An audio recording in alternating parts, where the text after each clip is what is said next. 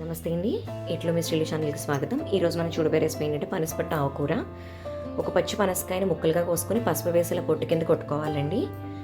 తర్వాత కుక్కర్ తీసుకుని 2 గ్లాసులు నీళ్ళు పోసుకుని ఉప్పు పసుపు వేసి కొట్టిన పనసపొట్టు వేసి ఒక హై ఫ్లేమ్లో 3 విజిల్స్ పాటు రానివ్వాలి. తర్వాత చల్లారిపోయిన పనసపొట్టుని మెత్తగా పెట్టుకుని వేరే ప్లేట్లోకి తీసుకోవాలి. ఒక బాండీ తీసుకుని వేరుశనగ పలుకులు, మినపప్పు, శనగపప్పు, ఆవాలు, ఎండుమిర్చి, పచ్చిమిర్చి, కరివేపాకు, అల్లం తరుగు వేసిన తర్వాత ఉడికిన పనసపట్టును వేసి ఒక 5 నిమిషాల పాటు మగ్గించుకోవాలండి.